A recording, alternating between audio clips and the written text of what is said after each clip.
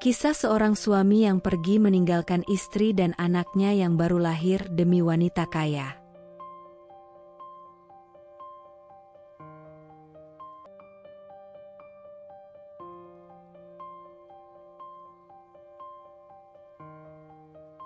Aisyah ditinggalkan oleh suaminya, Reza, tepat setelah melahirkan anak kedua mereka. Dengan hati yang hancur, ia berjuang sendiri untuk membesarkan kedua anaknya, Fajar dan Alia, dalam kemiskinan dan kesulitan. Sementara itu, Reza memilih hidup mewah bersama wanita lain, Anita, tanpa memikirkan keluarga yang ia tinggalkan.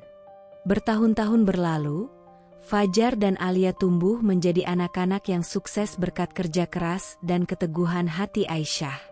Namun, di sisi lain, hidup Reza mulai hancur. Kekayaannya habis, bisnisnya bangkrut, dan Anita meninggalkannya begitu saja.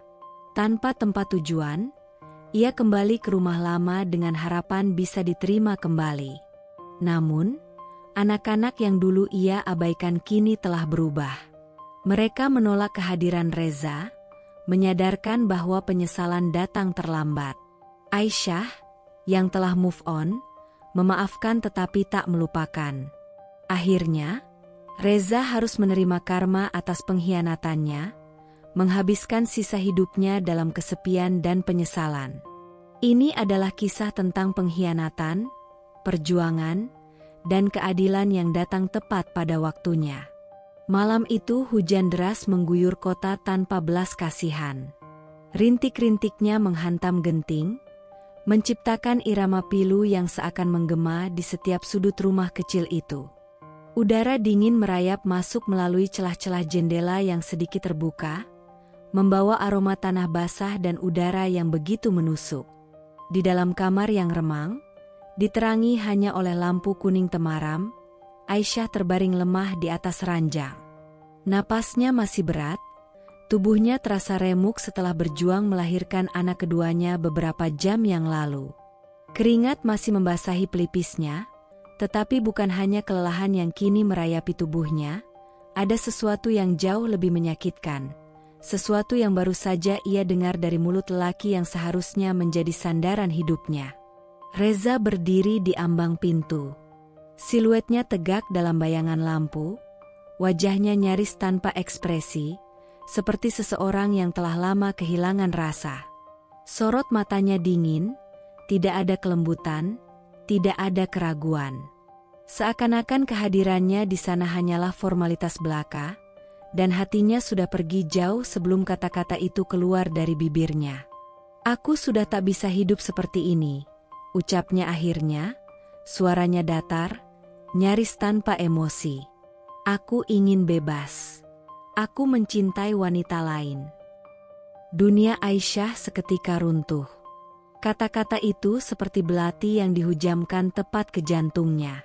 Ia mencoba menarik napas, tapi udara seakan menghilang dari paru-parunya. Matanya yang sembab menatap pria yang berdiri di depannya, pria yang dulu ia cintai dengan segenap hati, pria yang bersumpah akan selalu bersamanya dalam suka maupun duka. Kini, pria itu berdiri di sana dengan wajah yang begitu asing, begitu dingin.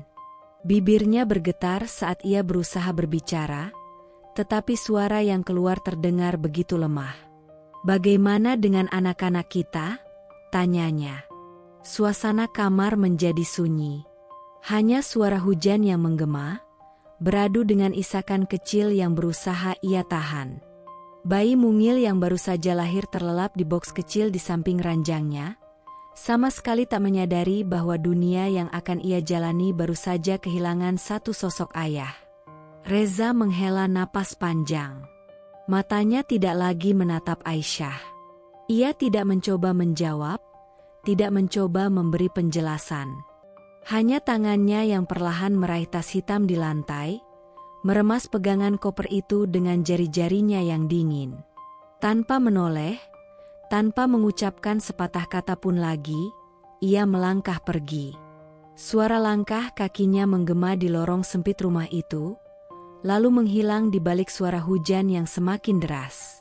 Aisyah menatap ke arah pintu yang kini kosong, di mana tadi masih berdiri seseorang yang selama ini menjadi pusat hidupnya. Air mata yang sejak tadi ia tahan akhirnya jatuh, mengalir deras di pipinya yang pucat.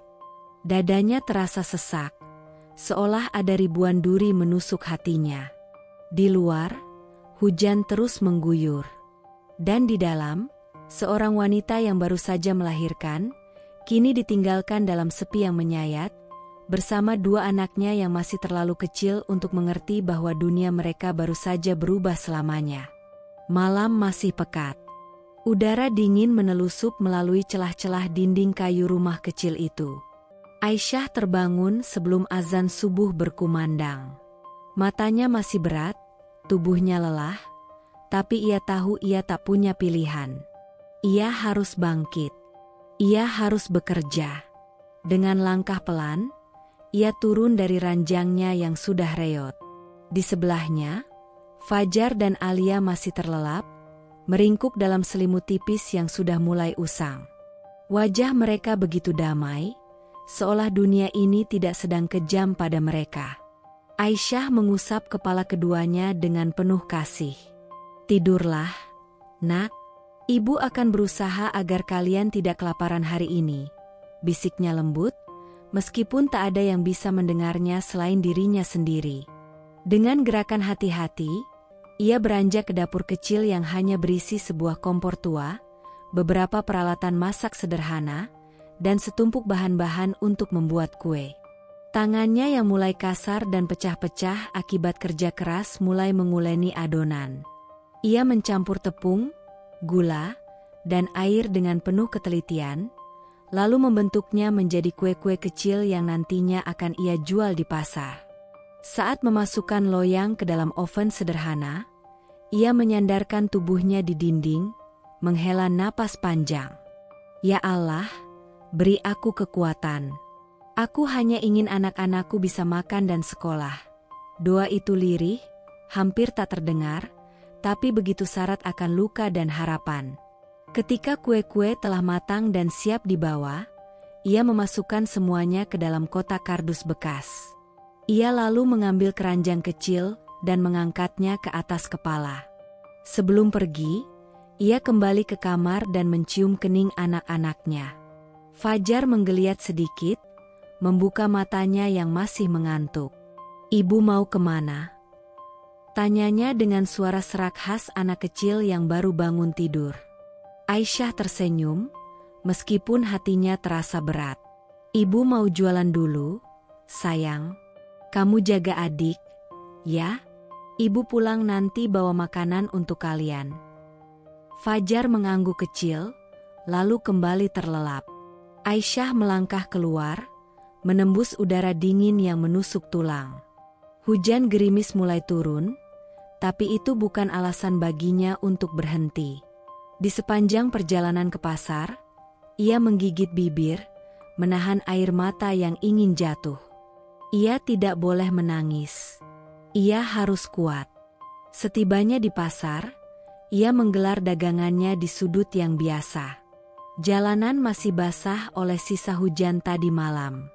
Pasar mulai ramai oleh pedagang lain yang juga berjuang mencari nafkah. Aisyah mengatur napas dan mulai menawarkan dagangannya. "Kue, Bu. Kue enak, murah, baru matang," serunya dengan suara seceria mungkin, meskipun hatinya terasa kosong. Beberapa orang mulai berdatangan, membeli satu atau dua kue. Setiap lembar uang yang berpindah ke tangannya terasa begitu berarti. Itu bukan sekadar uang. Itu adalah harapan. Itu adalah bukti bahwa ia masih bisa bertahan hari ini. Saat siang menjelang, kue-kue yang tersisa mulai berkurang. Namun, hasil jualannya belum cukup untuk membeli beras dan keperluan anak-anaknya. Dengan langkah berat, ia menuju rumah seorang juragan kaya yang sering mempekerjakannya sebagai buruh cuci. Setibanya di sana, ia mengetuk pintu dengan hati-hati. Seorang perempuan tua dengan pakaian mewah membuka pintu dan menatapnya dengan dingin. "Ada apa lagi, Aisyah?" Tanyanya tanpa basa-basi. Maaf, Bu. Saya ingin menawarkan jasa mencuci lagi. Saya butuh uang untuk anak-anak saya. Suara Aisyah lirih, hampir tenggelam oleh dentingan perhiasan wanita itu yang berkilauan di bawah sinar matahari. Wanita itu menghela napas, lalu menunjuk tumpukan pakaian kotor di sudut halaman. Baiklah, cuci semuanya. Seperti biasa, bayarannya setelah selesai. Tanpa pikir panjang, Aisyah mengangkat ember dan mulai mencuci. Air sabun yang dingin menyentuh tangannya yang sudah penuh luka dan pecah-pecah. Setiap pakaian yang ia sikat adalah perjuangan. Setiap bilasan adalah pengorbanan. Setelah berjam-jam, cucian akhirnya selesai. Wanita itu datang, menyerahkan beberapa lembar uang tanpa menatapnya. Aisyah menerimanya dengan kedua tangan, membungkuk hormat, lalu bergegas pergi sebelum air matanya jatuh di depan wanita itu. Saat senja mulai turun, Aisyah masih harus menuju warung makan tempat ia bekerja mencuci piring. Di sana, ia berdiri di belakang tumpukan piring kotor, membasuhnya satu persatu. Air dan sabun yang mengenai tangannya terasa seperti ribuan jarum kecil, tapi ia terus bekerja. Pemilik warung, seorang pria gemuk dengan suara keras, terus mengawasinya. Cepat sedikit, Aisyah, pelanggan makin banyak, jangan lamban. Iya, Pak, maaf, jawabnya dengan suara nyaris tak terdengar. Ketika pekerjaan itu selesai, malam telah larut. Tubuhnya hampir roboh karena kelelahan. Dengan langkah tertatih, ia pulang ke rumah kecilnya. Saat membuka pintu, ia melihat Fajar dan Alia sedang menunggunya. Mata mereka berbinar saat melihat ibu mereka pulang. "Ibu!" seru Fajar, berlari memeluknya. Aisyah tersenyum, meskipun tubuhnya terasa remuk. Ia mengeluarkan sebungkus nasi dan lauk sederhana dari bungkusan yang ia beli dengan hasil kerjanya tadi. "Makanlah, Nak. Ibu sudah belikan makanan untuk kalian," katanya lembut. Fajar dan Alia makan dengan lahap. Melihat mereka makan, Aisyah merasa sedikit lega. Tapi saat mereka tertidur, ia sendiri duduk di sudut ruangan, menatap kosong keluar jendela. Hujan kembali turun. Ia memeluk dirinya sendiri, menahan tangis yang sudah ia simpan sepanjang hari. "Ya Allah, sampai kapan aku harus bertahan seperti ini?" Bisiknya lirih, suara yang hanya didengar oleh dirinya sendiri dan Tuhan. Namun, esok pagi, ia tahu ia harus bangkit lagi. Demi Fajar, demi Alia, demi cinta seorang ibu yang tak mengenal lelah. Hidup bagi Aisyah dan anak-anaknya bukan lagi sekadar perjuangan, melainkan pertarungan antara bertahan dan menyerah. Kemiskinan menjerat mereka begitu erat, seakan tidak ingin melepaskan cengkeramannya. Setiap hari adalah pertanyaan baru, apakah mereka bisa makan hari ini? Apakah atap rumah masih bisa bertahan dari hujan deras malam nanti? Rumah kecil mereka lebih pantas disebut gubuk.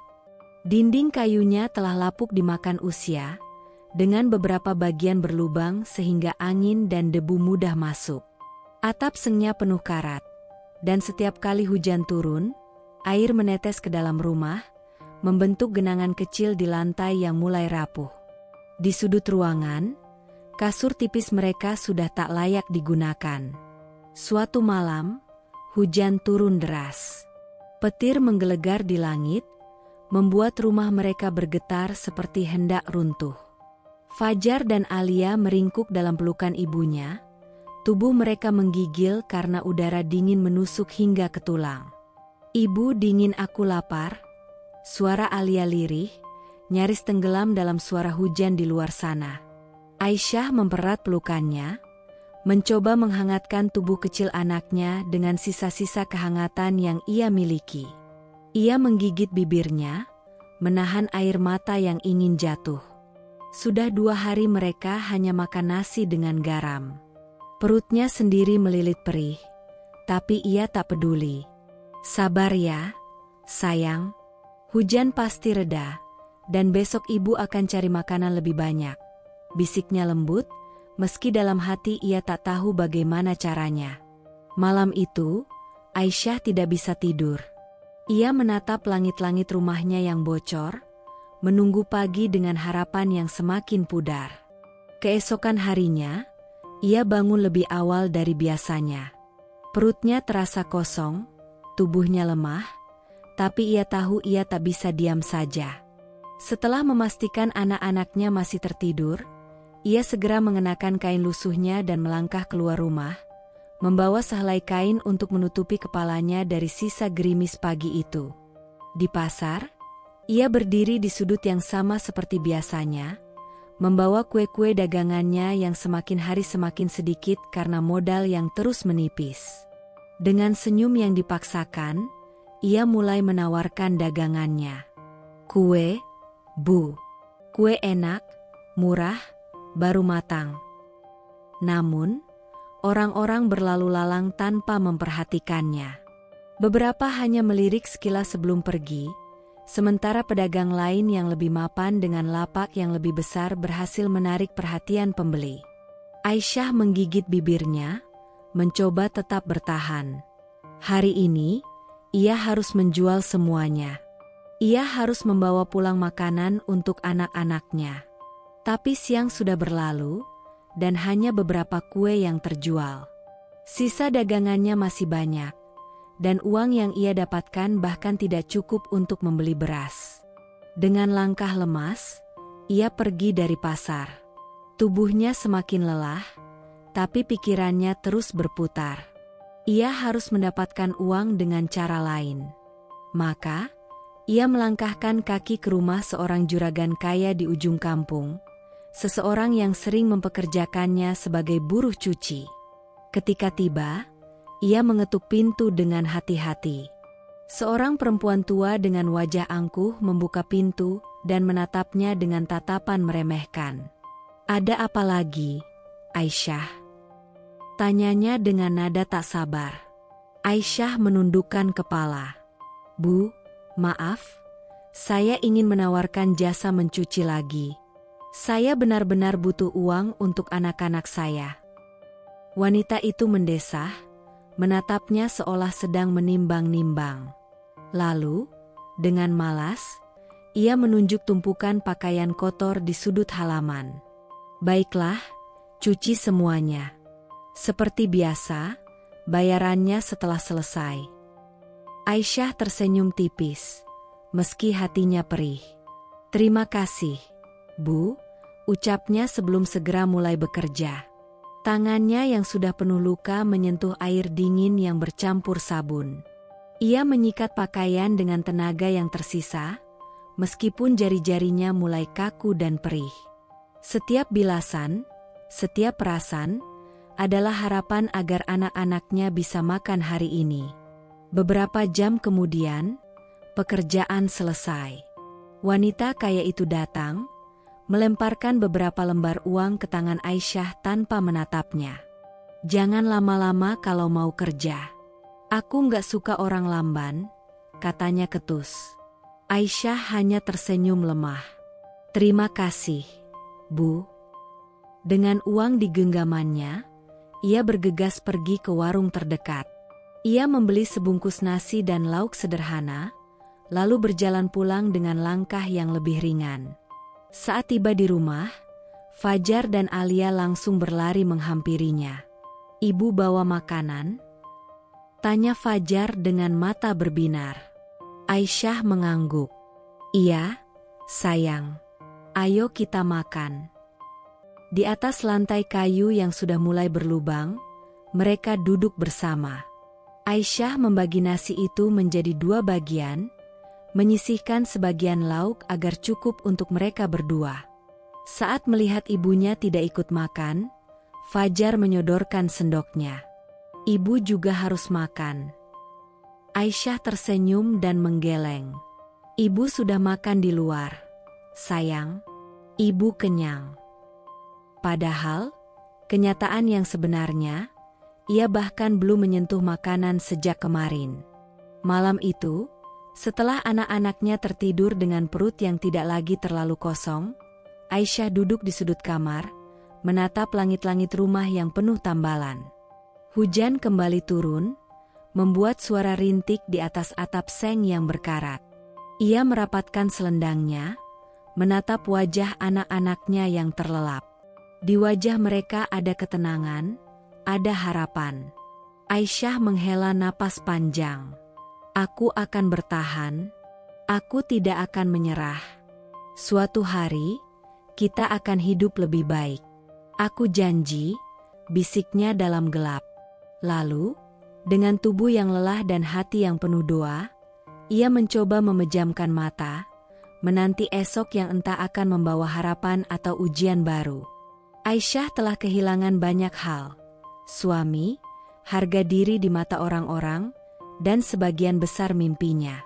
Namun, yang tidak ia sangka adalah bagaimana dunia di sekelilingnya tidak memberikan ruang sedikitpun untuknya bernapas. Setiap sudut tempatnya tinggal dipenuhi bisikan, setiap langkahnya diawasi oleh mata-mata penuh penghakiman.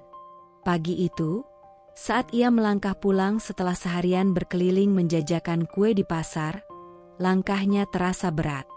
Keranjang di tangannya hampir kosong, hanya tersisa beberapa kue yang tidak laku. Harapannya untuk membawa pulang lebih banyak makanan untuk anak-anaknya hancur perlahan.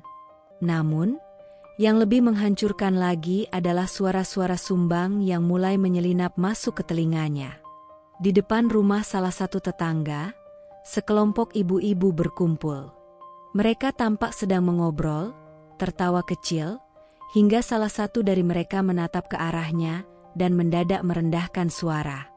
Namun, Aisyah masih bisa mendengar. Kasihan, ya, ditelantarkan suami begitu saja. Pasti ada alasannya. Mana ada laki-laki yang pergi kalau istrinya baik dan bisa mengurus rumah tangga. Dengar-dengar, suaminya sekarang hidup enak sama perempuan lain. Cantik, muda, lebih terawat. Jelas saja dia ditinggal. Aisyah menggigit bibirnya. Tangannya meremas pegangan keranjang lebih erat, berusaha menahan guncangan emosinya. Rasanya ia ingin berteriak, ingin mengatakan kepada mereka bahwa ia sudah melakukan segalanya untuk mempertahankan pernikahannya. Bahwa ia sudah cukup menderita, dan komentar mereka hanya menambah luka yang belum juga sembuh. Tapi ia tahu, membela diri tidak akan ada gunanya. Ia hanya menundukkan kepala, melanjutkan langkahnya dengan cepat. Namun, setibanya di depan rumah, ujian lain telah menantinya. Ibunya berdiri di depan pintu dengan wajah keras dan penuh kekecewaan. Wajah yang seharusnya menjadi tempatnya berlindung, kini justru menjadi salah satu penyebab kepedihannya. Aisyah, suara ibunya dingin, menusuk tepat ke jantungnya. Kau itu perempuan macam apa? Kenapa kau biarkan suamimu pergi begitu saja? Aisyah menelan ludahnya, menatap ibunya dengan mata yang mulai memanas. Bu, aku sudah mencoba mempertahankannya, tapi dia memilih pergi. Alasan, kalau kau jadi istri yang baik, mana mungkin dia meninggalkanmu? Kau pikir ini cuma kesalahannya? Laki-laki itu tidak akan berpaling kalau istrinya cukup baik, cukup cantik, cukup menyenangkan. Kata-kata itu seperti cambuk bagi Aisyah. Ia ingin berteriak bahwa tidak ada yang cukup bagi Reza, bahwa tidak peduli sekeras apapun ia berusaha, suaminya tetap memilih pergi. Tapi sekali lagi, percuma. Di balik pintu, Fajar dan Alia mengintip dengan wajah ketakutan. Fajar, yang mulai mengerti dunia meskipun usianya masih kecil, tidak tahan melihat ibunya dihina seperti itu. Ia keluar dari persembunyiannya, berdiri di depan Aisyah dan menatap neneknya dengan mata berapi-api. Jangan marahi ibu. serunya dengan suara bergetar. Ibu sudah bekerja keras untuk kami. Aisyah tersentak.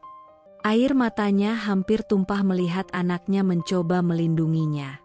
Ia segera menarik Fajar ke dalam pelukannya, membisikkan kata-kata penenang di telinganya.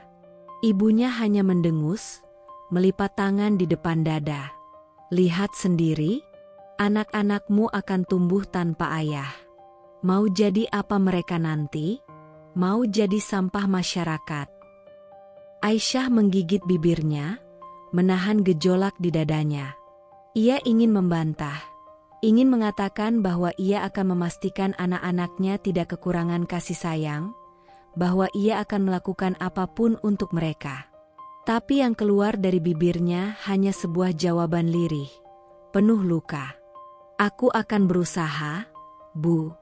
Aku akan berjuang untuk mereka. Ibunya hanya mendengus lagi sebelum akhirnya masuk ke dalam rumah, meninggalkan Aisyah berdiri di depan pintunya dengan tubuh yang seolah kehilangan tenaga. Malamnya, saat anak-anaknya sudah tertidur, Aisyah duduk sendiri di sudut kamar. Tangannya menggenggam kain lusuh yang menutupi tubuhnya, matanya menatap kosong ke lantai.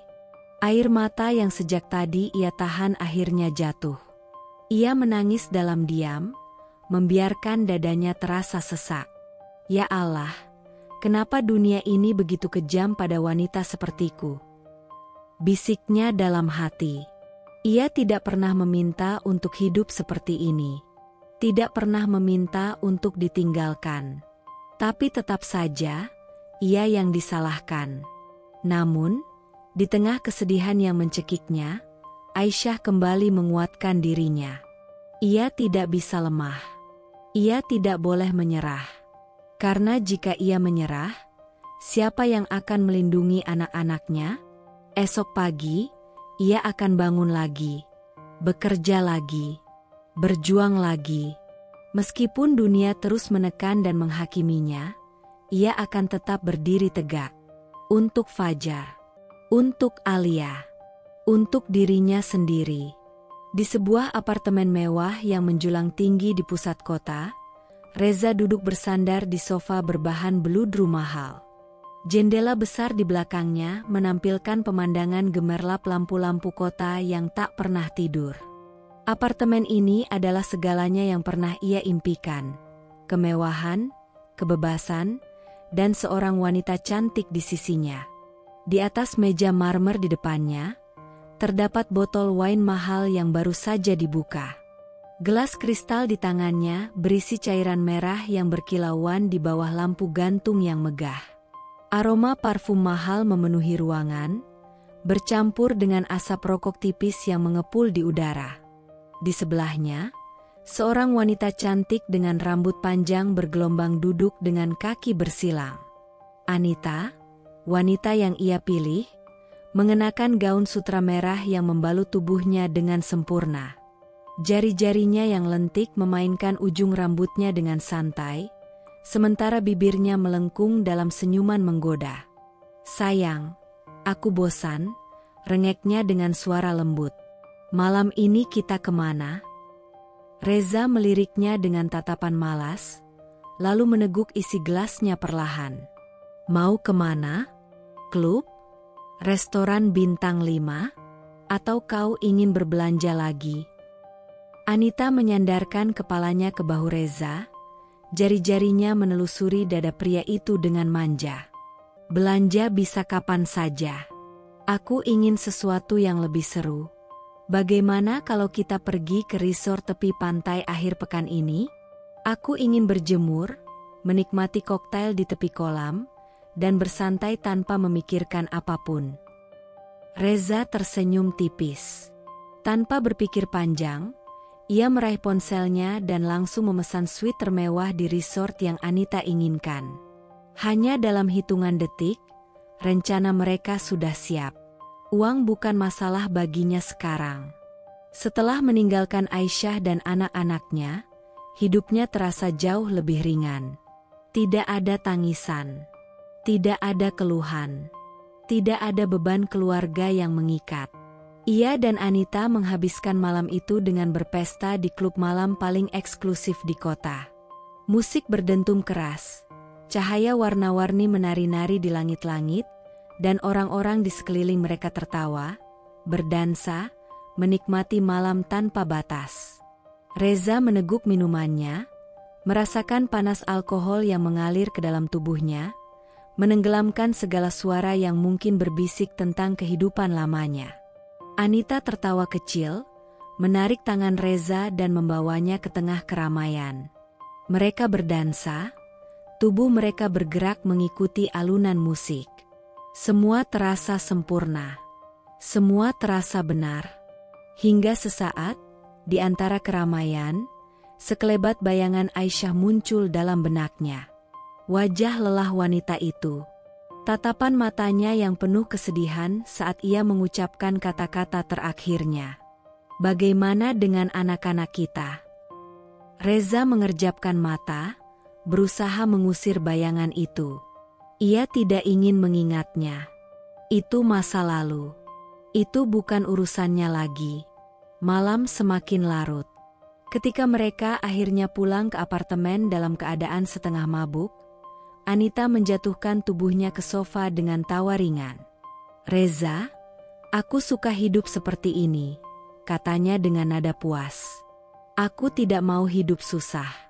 Aku tidak bisa membayangkan bagaimana hidupmu dulu. Maksudku, dengan istrimu yang dulu." Reza terdiam sejenak, matanya sedikit menyipit.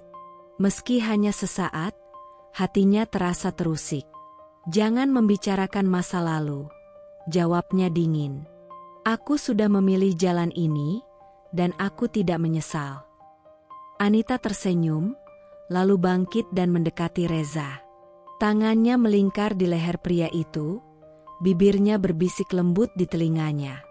"Bagus. Karena aku juga tidak suka berbagi." Malam itu, Reza kembali larut dalam kesenangan, menenggelamkan dirinya dalam kehidupan mewah yang selama ini ia impikan. Namun, dunia belum selesai dengannya. Apa yang tampak indah di permukaan, belum tentu bertahan selamanya. Tanpa ia sadari, roda kehidupan terus berputar. Dan apa yang ia tinggalkan, suatu hari akan datang menghantuinya. Hidup telah mengajarkan Fajar banyak hal sejak usia yang masih sangat muda. Ia tumbuh dalam keterbatasan, dalam malam-malam panjang yang diisi dengan suara perut lapar dan desahan napas ibunya yang kelelahan setelah seharian bekerja. Sejak ditinggalkan oleh ayahnya, Fajar tahu bahwa tidak ada yang bisa mereka andalkan selain dirinya sendiri dan ibunya, Aisyah. Sejak kecil, ia melihat bagaimana ibunya bekerja tanpa mengenal lelah. Saat Fajar menyingsing, ibunya sudah bangun untuk membuat kue yang akan dijual di pasar. Sepulang sekolah, Fajar membantu menjajakan kue di sudut jalan atau di depan pasar. Terkadang harus menerima tatapan meremehkan dari orang-orang yang menganggapnya sebagai anak miskin tak berdaya. Namun, ia tidak pernah peduli. Ia sadar, kemiskinan bukanlah akhir dari segalanya. Di sekolah, Fajar bukan hanya anak yang rajin, tetapi juga luar biasa cerdas. Ia selalu mendapatkan nilai terbaik, mengerjakan tugasnya dengan teliti, dan tak pernah sekalipun membiarkan kesulitan hidup menjadi alasan untuk menyerah. Ia belajar dengan tekun di bawah cahaya redup lampu minyak, mencatat setiap materi dengan penuh semangat, karena ia tahu, pendidikan adalah satu-satunya jalan keluar dari penderitaan ini. Namun, di balik kepintarannya, Fajar juga harus menghadapi hinaan dan cemoohan dari teman-temannya. "Percuma pintar kalau tetap miskin," ejek salah satu anak kaya di sekolahnya. "Kamu pikir beasiswa bisa bikin kamu kaya? Tetap saja, keluarga kamu itu sampah." Tawa mereka terdengar menyakitkan. Fajar hanya diam. Tidak ada gunanya membalas mereka. Suatu hari nanti, ia akan membuktikan bahwa mereka salah. Dan hari itu akhirnya tiba. Pada suatu sore yang dingin, Ketika hujan gerimis membasahi genting rumah mereka yang bocor, sebuah surat tiba. Amplop putih dengan lambang universitas bergengsi itu terasa begitu asing di tangan Aisyah. Dengan tangan gemetar, ia membuka surat itu perlahan, membaca setiap kata dengan napas yang tertahan. Kemudian, tangannya menutup mulutnya, dan air mata mulai menggenang di sudut matanya. Fajar, suaranya nyaris tak terdengar, bergetar penuh emosi. Kamu diterima. Kamu dapat beasiswa penuh. Fajar yang sejak tadi berdiri cemas, langsung merasakan tubuhnya melemas. Ia terdiam sejenak, mencoba mencerna kata-kata ibunya. Beasiswa penuh? Universitas bergengsi? Dunia seakan berhenti berputar. Matanya perlahan memanas, air mata yang sejak kecil ia tahan akhirnya jatuh. Ini bukan air mata kesedihan, melainkan air mata kemenangan. Ia berlari memeluk ibunya erat, merasakan tubuh wanita itu bergetar di dalam pelukannya. "Ibu, kita berhasil," suara Fajar pecah di antara isakannya. Aisyah membelai kepala anaknya, menciumi puncak rambutnya dengan penuh kasih. "Tidak, Nak, kamulah yang berhasil. Tapi perjalananmu masih panjang. Ini baru permulaan." Fajar mengangguk. Ia tahu ini bukan akhir, melainkan awal dari sesuatu yang lebih besar.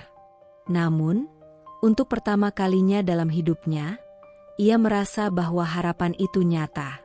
Bahwa impian yang selama ini ia kejar bukanlah angan kosong. Di sudut ruangan, Alia, adiknya yang masih kecil, berdiri menatap kakaknya dengan mata berbinar. Ia tahu, kakaknya adalah harapan mereka. Kakaknya adalah bukti bahwa mereka bisa keluar dari penderitaan ini. Sementara itu, di tempat lain, di sebuah apartemen mewah yang dipenuhi cahaya dan gelas-gelas anggur mahal, seseorang yang dulu pernah meninggalkan mereka masih hidup dalam dunia gemerlapnya. Tanpa sadar, bahwa anak yang dulu ia tinggalkan kini sedang berdiri di ambang pintu kesuksesan. Dan suatu hari nanti, dunia pasti akan mempertemukan mereka kembali, dengan keadaan yang jauh berbeda. Malam itu, angin berembus lembut di balik jendela kayu rumah mereka yang sederhana. Lampu temaram menerangi ruangan kecil tempat Alia duduk dengan sebuah buku di pangkuannya. Jemarinya yang mungil menggenggam pensil, menulis dan menggambar sketsa dengan penuh konsentrasi. Ia masih ingat bagaimana kakaknya, Fajar, selalu menemaninya belajar sebelum akhirnya berangkat ke universitas dengan beasiswa penuh. Sejak Fajar pergi, rumah terasa lebih sepi. Namun, bagi Alia, itu bukan alasan untuk menyerah pada keadaan. Ia telah melihat bagaimana kakaknya berjuang mati-matian untuk mengubah hidup mereka, dan kini giliran dirinya untuk melakukan hal yang sama. "Aku tidak ingin menjadi beban. Aku juga ingin membuat ibu bangga." Ia mengulang kalimat itu dalam hati setiap hari, menggunakannya sebagai penguat saat rasa putus asa hampir merayap ke dalam jiwanya. Sejak remaja, Alia mulai berpikir bagaimana caranya menghasilkan uang sendiri. Ia tidak ingin selamanya melihat ibunya bekerja keras tanpa kenal lelah. Dengan uang tabungan yang sedikit, ia membeli beberapa kain bekas dan mulai belajar menjahit secara otodidak. Awalnya, hasil jahitannya berantakan. Ia menangis diam-diam setiap kali jarum menjepit ujung jarinya, atau ketika desainnya tidak sesuai harapan. Ia bahkan sempat ingin menyerah ketika tidak ada satupun orang yang tertarik membeli barang buatannya. Suatu malam, ketika Alia duduk termenung dengan mata berkaca-kaca, Aisyah datang dan mengusap kepalanya dengan lembut. "Nak, kenapa kamu murung?" tanya ibunya dengan suara penuh kasih sayang. Alia menggigit bibirnya, berusaha menahan air mata yang hampir jatuh. "Ibu, kenapa hidup kita harus sesulit ini?" Suaranya bergetar. "Aku sudah berusaha, tapi rasanya tidak ada yang peduli." Tidak ada yang mau membeli daganganku. Aku ingin sukses seperti Kak Fajar, tapi aku tidak tahu harus bagaimana. Aisyah tersenyum tipis, menatap putrinya dengan penuh kebanggaan. Nak, kamu tahu kenapa kakakmu bisa sampai di titik ini? Bukan karena ia tidak pernah gagal, tetapi karena ia tidak pernah menyerah. Ia menggenggam tangan putrinya erat. Jalan menuju kesuksesan itu tidak mudah. Sayang, akan ada banyak rintangan, banyak air mata, banyak kegagalan. Tapi kamu harus percaya bahwa selama kamu terus berusaha, akan selalu ada harapan. Kata-kata ibunya menggema di hati Alia. Ia menarik napas dalam-dalam, menghapus air matanya, lalu kembali ke meja kerjanya. Kali ini, dengan tekad yang lebih kuat, Alia mulai mencari cara agar usahanya berkembang. Ia belajar tentang pemasaran online, mencari tren terbaru, dan bahkan berani meminjam sedikit uang untuk membeli bahan yang lebih berkualitas. Perlahan, hasilnya mulai terlihat. Beberapa pelanggan mulai tertarik dengan produk yang ia buat. Ia memanfaatkan media sosial untuk memasarkan dagangannya, dan dalam waktu beberapa bulan, pesanan mulai berdatangan lebih banyak dari yang ia bayangkan. Namun, jalan menuju kesuksesan tidak pernah mulus. Suatu hari, Alia mengalami kegagalan besar. Seorang pelanggan membatalkan pesanan dalam jumlah besar di saat terakhir. Modal yang sudah ia keluarkan terasa sia-sia. Ia duduk di sudut kamarnya, menggenggam kain-kain yang belum sempat ia jahit, merasakan dadanya sesak. Kenapa selalu begini? Gumamnya sambil menahan tangis.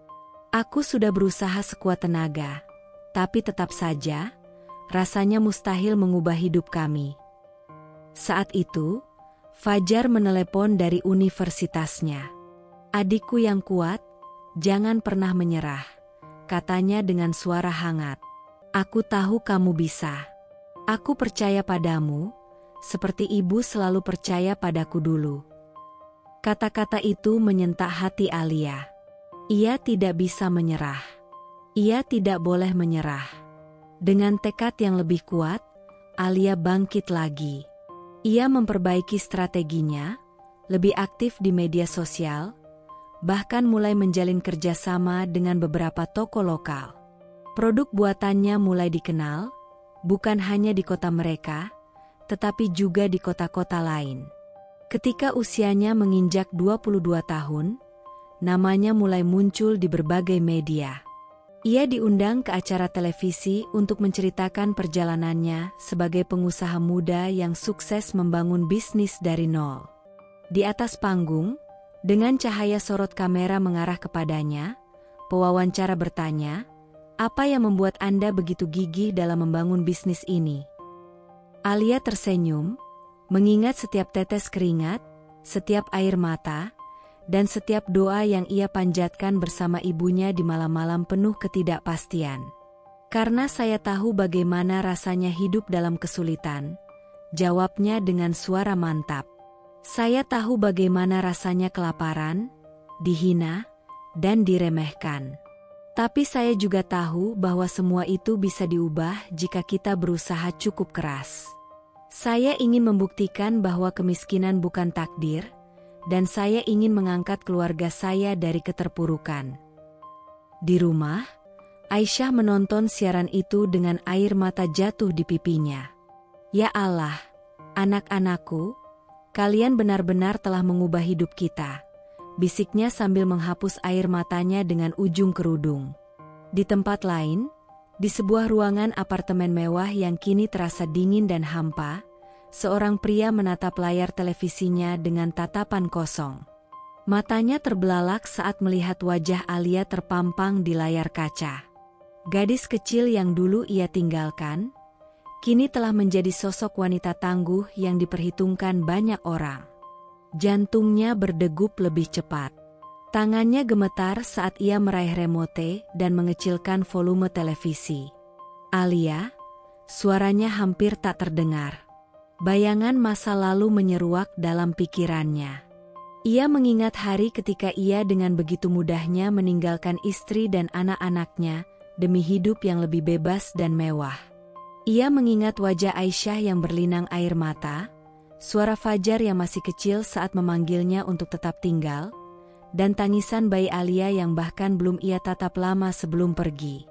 Kini, ia hanya bisa menyaksikan dari kejauhan. Dulu, ia berpikir bahwa dengan meninggalkan mereka, ia akan mendapatkan kebahagiaan. Tapi sekarang, dengan melihat anak-anaknya yang sukses tanpa dirinya, ia merasa lebih kesepian daripada sebelumnya. Kehidupan telah berbalik. Dan ia, yang dulu memilih meninggalkan, kini hanya bisa menjadi bayangan dalam kisah kemenangan anak-anaknya. Di sebuah apartemen yang dulu megah, kini hanya tersisa keheningan yang menyakitkan. Dindingnya masih dihiasi lukisan-lukisan mahal, tetapi debu telah mulai mengendap di sudut-sudut ruangan. Kursi-kursi empuk yang dulu sering menjadi tempat Reza bersantai kini tak lagi terasa nyaman. Bahkan ranjang yang dulu menjadi simbol kemewahan kini terasa dingin dan hampa. Reza duduk termenung di tepi tempat tidurnya, mengenakan kaos kusut yang telah lama kehilangan warna aslinya. Matanya merah dan kosong, menatap bayangannya sendiri di cermin di seberang ruangan. Bayangan seorang pria yang dulu begitu percaya diri, penuh dengan kebanggaan dan rasa superioritas. Tapi kini, yang tersisa hanyalah seorang lelaki tua yang kehilangan segalanya. Dulu, ia percaya bahwa dengan meninggalkan keluarganya, ia akan mendapatkan kebahagiaan. Ia pikir, hidup bersama Anita, wanita yang ia pilih daripada Aisyah, adalah keputusan terbaik yang pernah ia buat. Bersama Anita, ia menjalani kehidupan yang serba mewah, pesta-pesta gemerlap, makan malam di restoran berbintang, liburan ke luar negeri, dan barang-barang mahal yang selalu bisa dibeli tanpa berpikir dua kali. Namun, kebahagiaan itu ternyata rapuh. Dan kini, semuanya telah runtuh di hadapannya. Semuanya berawal dari satu pukulan kecil yang perlahan berubah menjadi badai besar. Bisnis yang selama ini menjadi sumber kekayaannya mulai mengalami kemunduran. Investasi yang ia anggap aman mulai merugi. Rekan-rekan bisnis yang dulu bersikap manis mulai menjauh, meninggalkan Reza dengan beban yang semakin berat. Ia mencoba mempertahankan apa yang tersisa. Ia berusaha meyakinkan dirinya bahwa ini hanya ujian kecil, bahwa dalam waktu singkat ia bisa bangkit kembali. Namun, takdir berkata lain. Utang menumpuk. Satu persatu asetnya mulai disita. Rumah mewah yang dulu ia beli dengan bangga harus dijual untuk menutupi sebagian kerugian. Mobil sport kesayangannya lenyap dalam hitungan hari.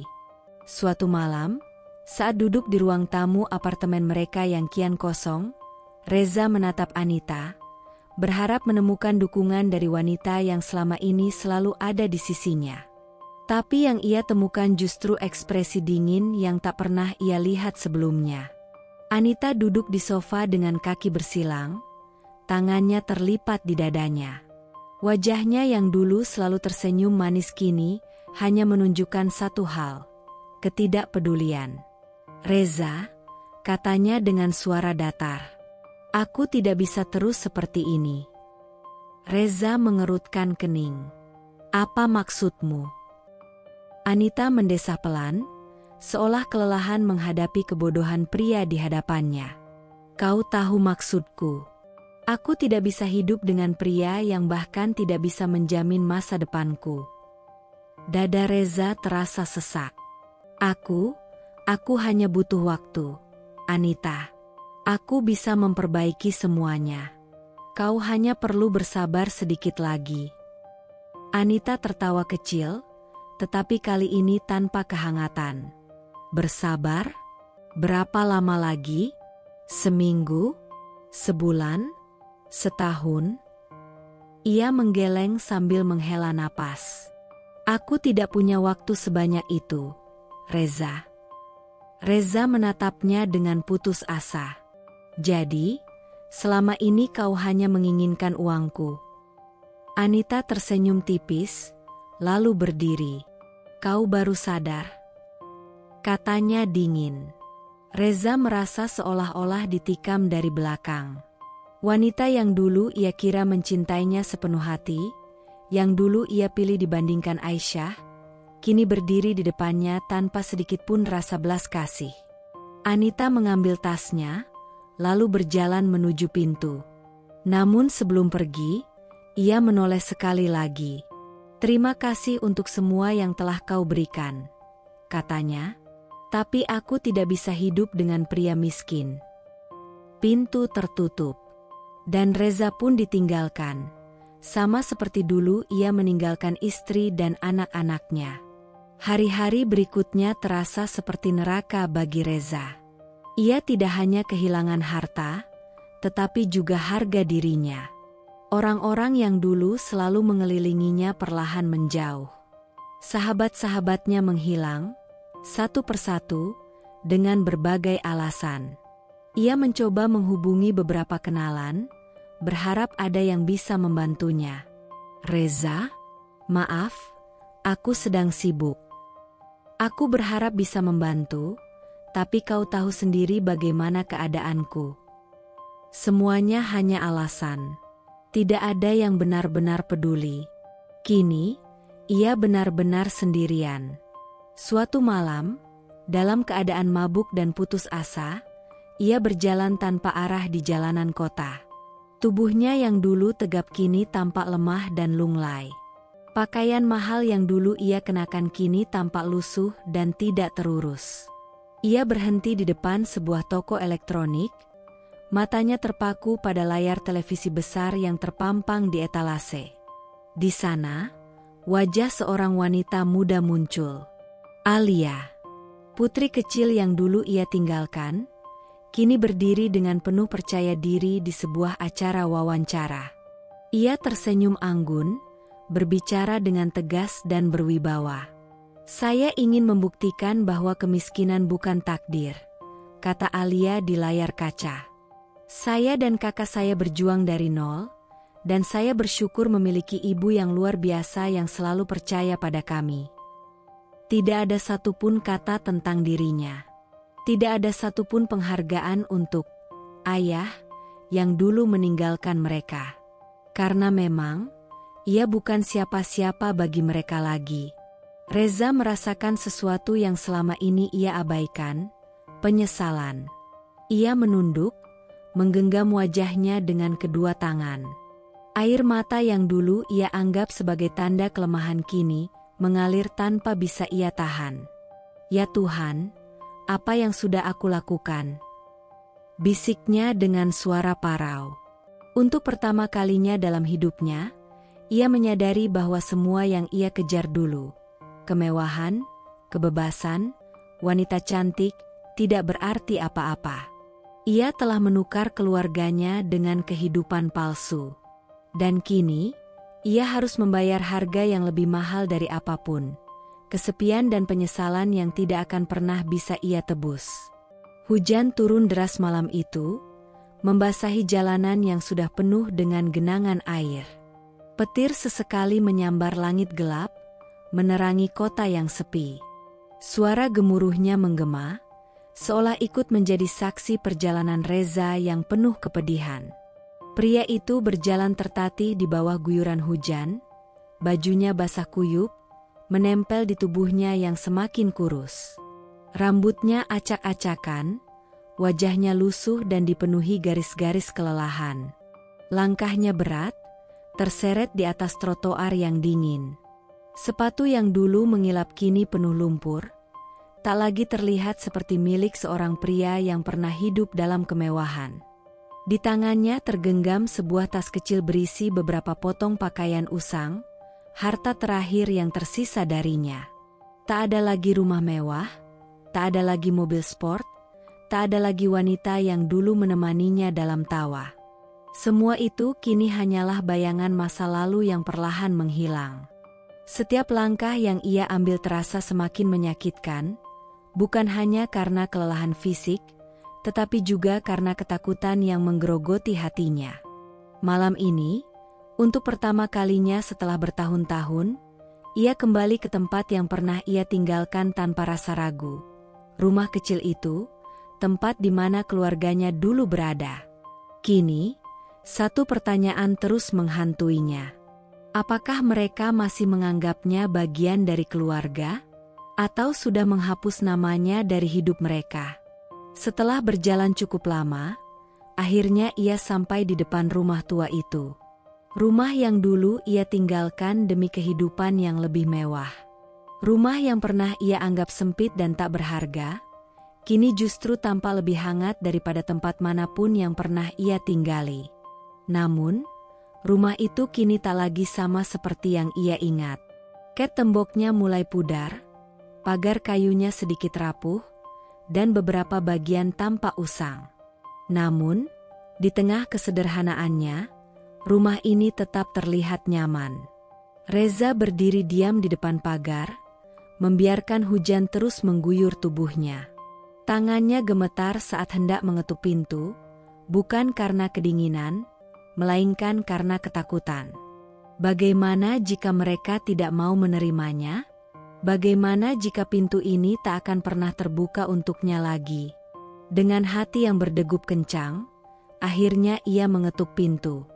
Tok, tok, tok. Tidak ada jawaban. Ia menelan ludah, lalu mengetuk lebih keras. Tok, tok, tok. Suara langkah kaki terdengar mendekat dari dalam. Jantung Reza berdegup semakin cepat. Lalu, pintu itu terbuka perlahan. Di hadapannya berdiri seorang wanita yang dulu pernah ia sebut istri, Aisyah. Ia tak banyak berubah, hanya saja garis kelelahan di wajahnya lebih tampak. Wajah yang dulu lembut kini terlihat lebih tegas. Rambutnya yang dulu selalu ia rawat kini tersampir sederhana di bahunya. Namun, di balik semua itu, ada sesuatu yang masih sama di dalam dirinya. Ketegaran. Mata mereka bertemu. Sejenak, waktu terasa berhenti. Aisyah menatapnya dengan sorot mata yang sulit ditebak. Bukan kemarahan, bukan kebencian, tapi juga bukan kehangatan. Ia membuka mulutnya, mencoba mengatakan sesuatu, tetapi suara yang keluar hanya serak dan bergetar. Aisyah. Wanita itu tidak bereaksi. Ia hanya berdiri di sana, menatapnya dengan datar. Akhirnya, ia menghela napas, lalu berkata dengan suara yang tenang namun dingin. Apa yang kau lakukan di sini, Reza? Dada Reza terasa sesak. Ia merasa seperti seorang pengemis yang meminta belas kasihan. Aku tidak punya tempat lain untuk pergi, ucapnya dengan suara lemah. Bisnisku bangkrut, Anita meninggalkanku, aku kehilangan segalanya. Aisyah tetap diam. Aku menyesal, Aisyah. Aku tahu aku salah. Aku bodoh karena meninggalkanmu dan anak-anak kita. Aku hanya ingin pulang. Aisyah tertawa kecil, tapi itu bukan tawa bahagia. Itu tawa penuh kepahitan. Pulang? Tanyanya sinis. Setelah kau hancurkan semuanya, kau ingin pulang. Mata Reza berkaca-kaca. Aku tidak tahu harus kemana lagi. Aku tidak punya siapa-siapa. Dan sekarang kau ingin kembali ke rumah ini? Setelah bertahun-tahun kami berjuang sendiri? Setelah kau meninggalkan kami tanpa peduli apakah kami hidup atau mati? Tiba-tiba, terdengar suara lain dari dalam rumah. Ibu, siapa di luar? Fajar dan Alia muncul di ambang pintu. Reza terdiam. Anak-anaknya kini telah dewasa. Fajar terlihat gagah dengan raut wajah yang mirip dirinya, namun dengan sorot mata yang jauh lebih tajam dan penuh kedewasaan. Alia tampak anggun dan kuat, wanita muda yang sukses tanpa bantuan seorang ayah.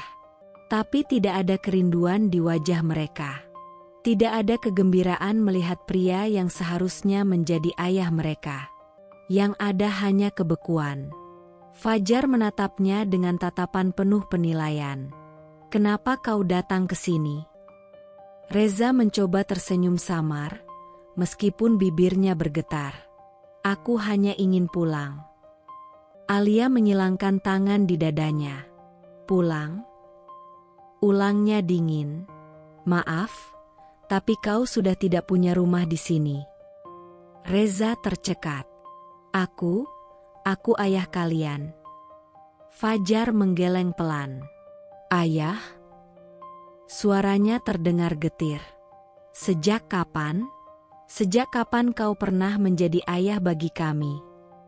Alia melangkah maju. "Saat ibu bekerja siang malam demi memberi kami makan, kau di mana? Saat kami menangis karena lapar, kau sedang apa? Saat kami berjuang meraih mimpi kami, kau ada di mana?" Reza terdiam, tak bisa berkata apa-apa. Aisyah menghela napas panjang, lalu berkata, "Kami sudah belajar hidup tanpamu, Reza. Dan kami baik-baik saja." Mata Reza mulai membasah. "Jadi, aku tidak bisa tinggal di sini." Aisyah menatapnya dengan tatapan penuh iba, tetapi tidak ada lagi cinta di sana. "Tidak, Reza. Rumah ini bukan rumahmu lagi." Reza ingin menangis, ingin memohon, ingin berlutut meminta kesempatan kedua. Tapi melihat keteguhan di wajah mereka, ia tahu bahwa pintu itu tidak akan pernah terbuka lagi untuknya. "Pergilah, Reza," bisik Aisyah pelan. Pintu tertutup. Reza berdiri dalam kegelapan, hujan terus mengguyur tubuhnya. Untuk pertama kalinya dalam hidupnya, ia merasakan kehampaan yang sebenarnya. Hujan turun semakin deras, membasahi tubuh Reza yang berdiri di depan pintu rumah tua itu.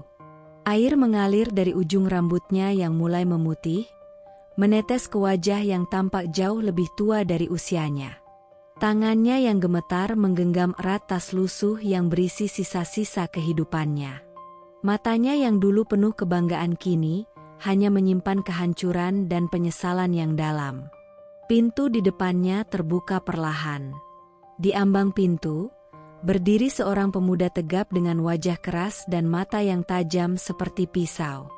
Itu adalah Fajar, anak lelaki yang dulu sering ia gendong, yang dulu memanggilnya ayah dengan penuh cinta. Tapi kini, tak ada lagi kehangatan di mata itu.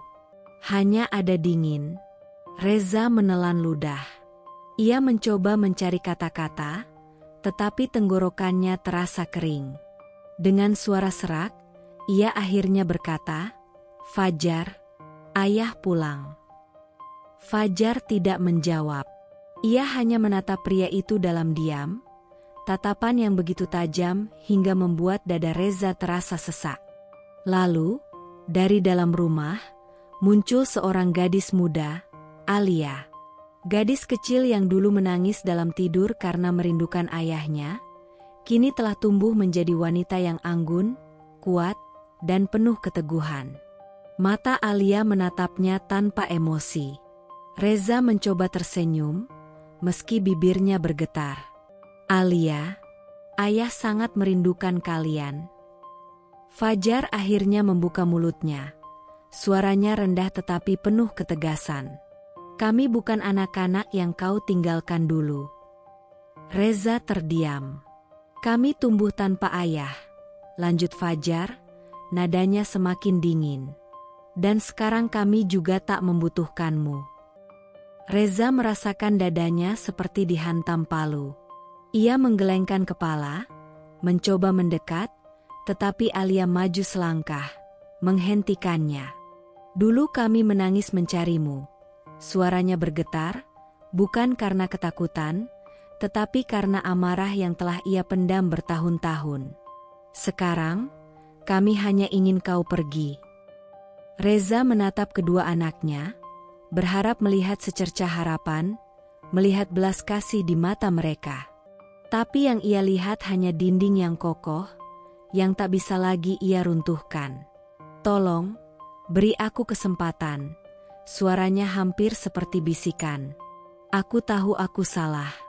Aku menyesal. Aku tidak punya siapa-siapa lagi."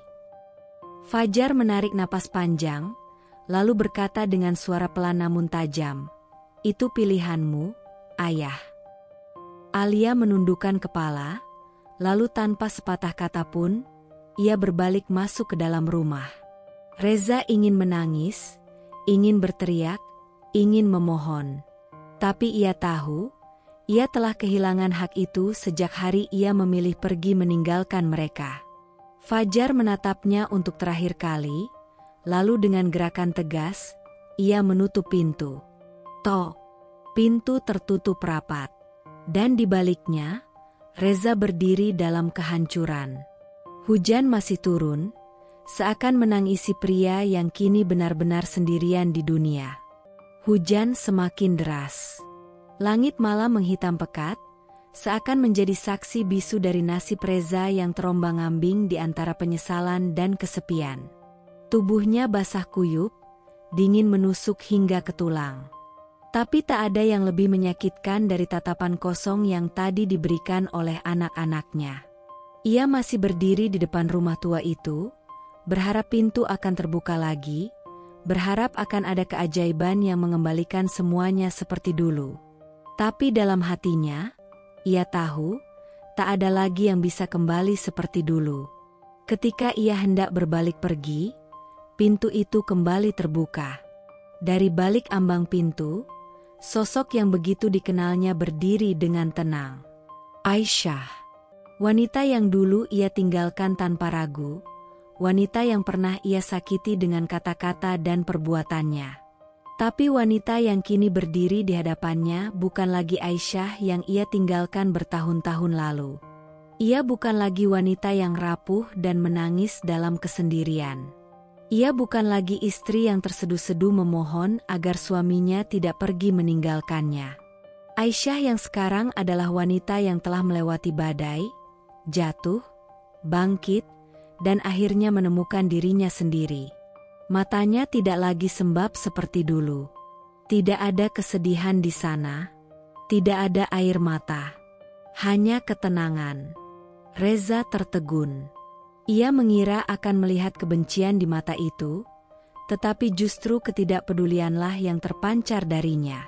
Dan anehnya, itu jauh lebih menyakitkan daripada amarah.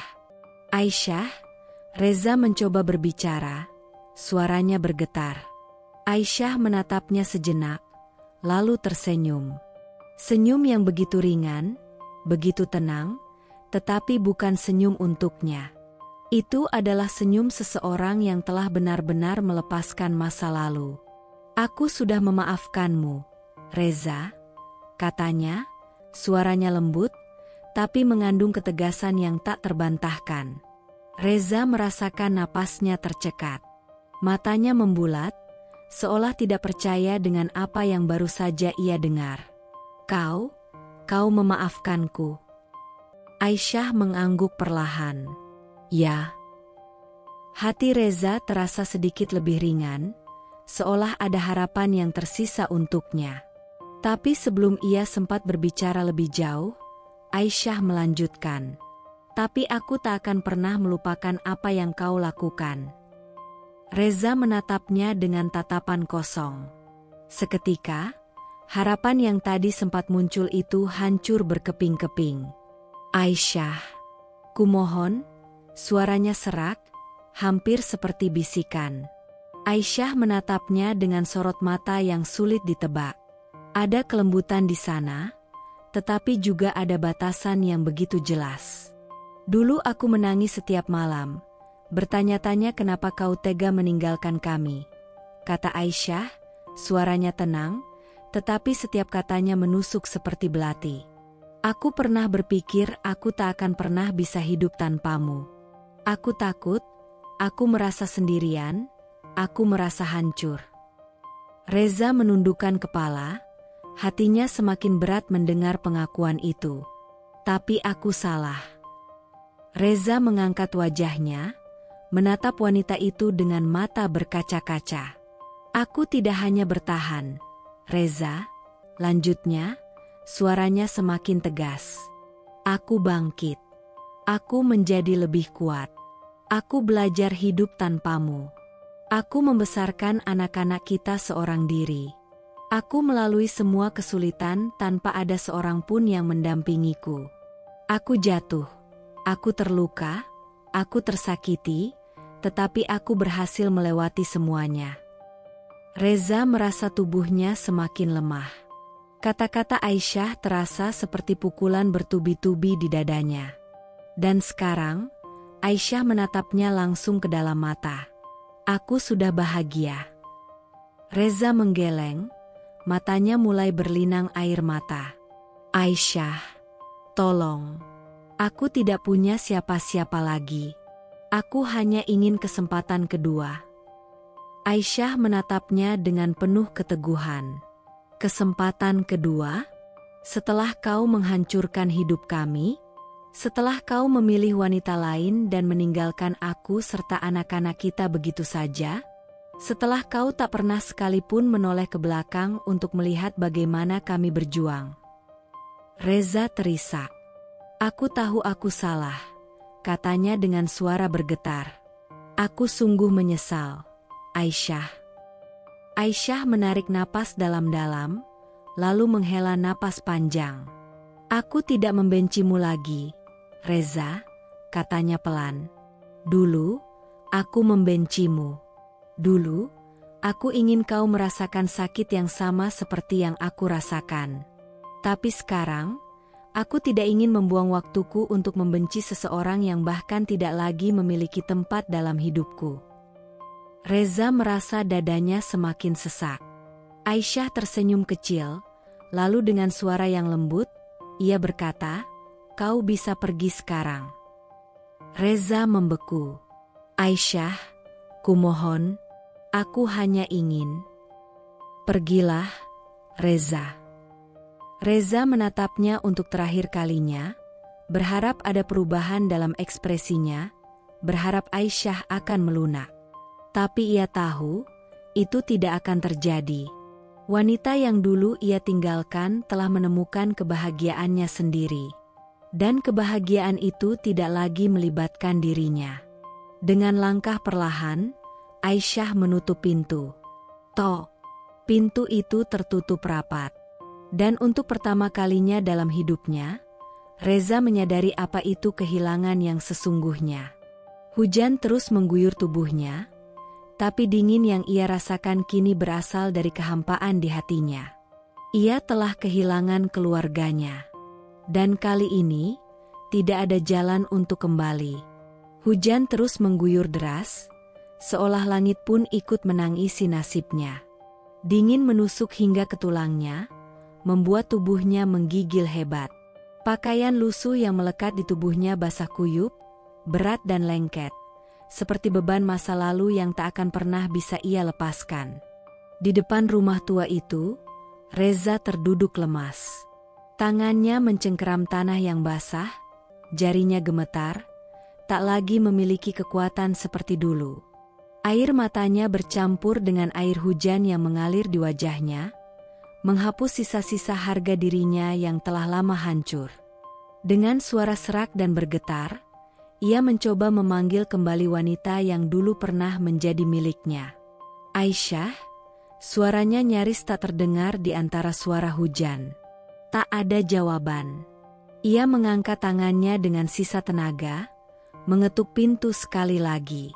Tok, tok, tok, lambat, ragu, putus asa. Aisyah, tolong aku, katanya, hampir seperti bisikan. Aku tak punya tempat lain untuk pergi. Kumohon. Keheningan.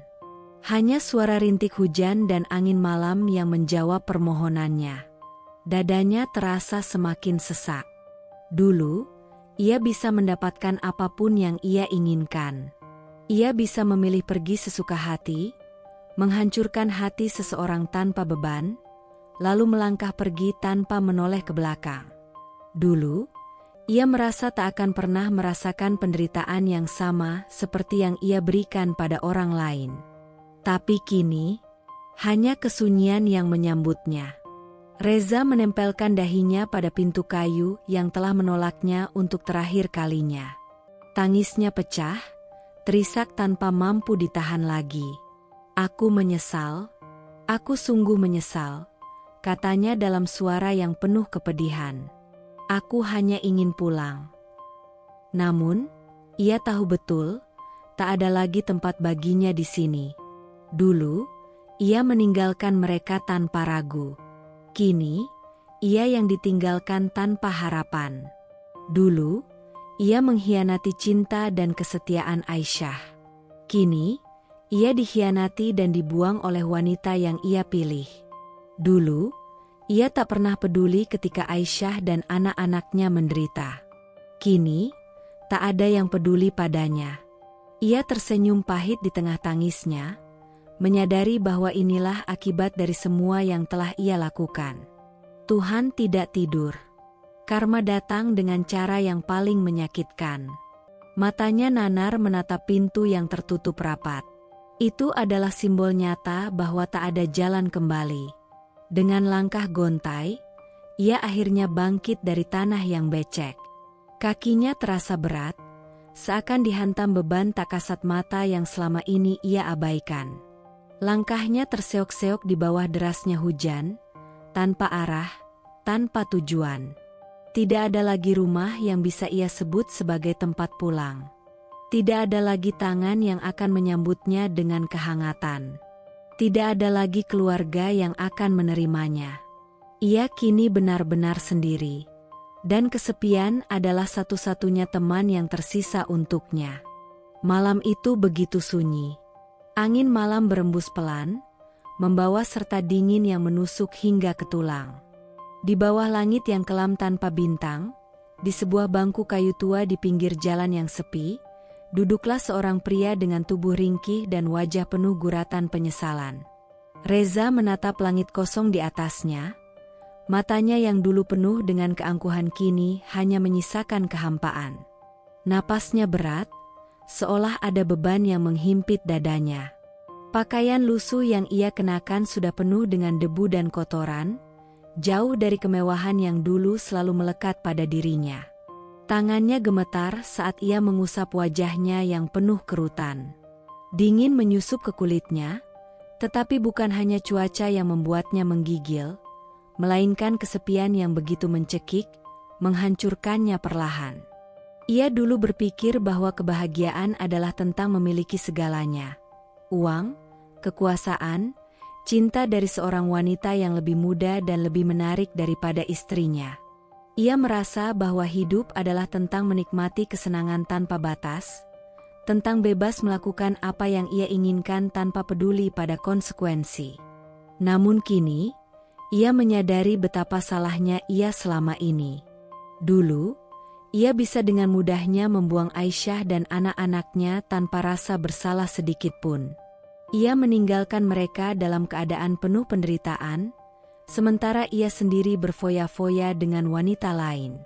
Baginya, itu adalah awal dari hidup baru yang lebih baik.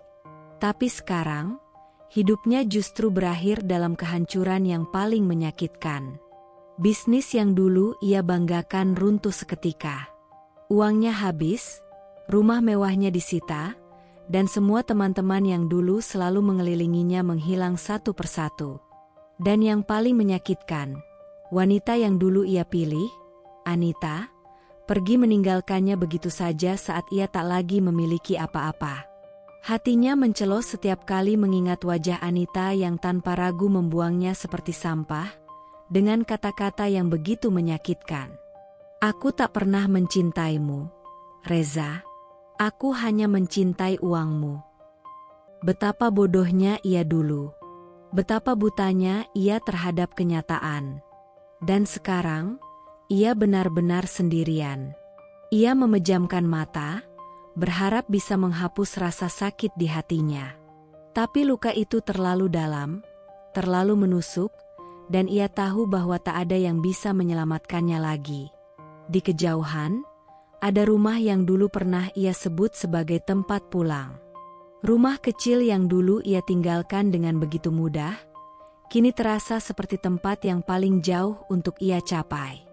Ia telah mengetuk pintunya, telah memohon dengan segenap hati agar bisa diterima kembali. Tapi pintu itu tetap tertutup. Dan ia tahu, pintu itu tidak akan pernah terbuka untuknya lagi.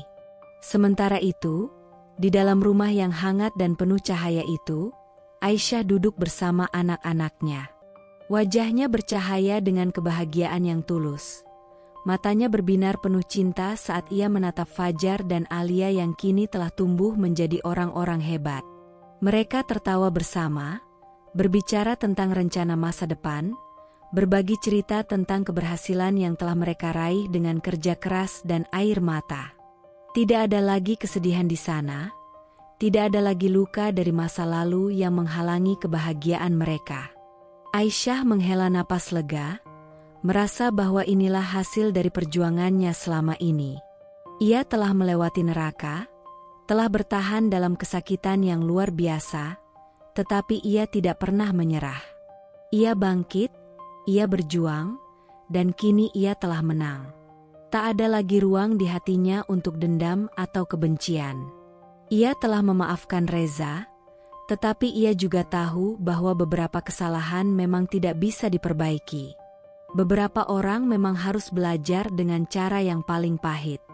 Di luar sana, di bawah langit yang kelam, Reza masih duduk dengan tatapan kosong. Malam semakin larut, udara semakin dingin, tetapi tidak ada yang peduli padanya. Untuk pertama kalinya dalam hidupnya, ia benar-benar merasakan bagaimana rasanya ditinggalkan. Bagaimana rasanya menjadi seseorang yang tak lagi diinginkan oleh siapapun. Hatinya hancur, jiwanya kosong. Dan ia tahu, karma selalu datang tepat waktu.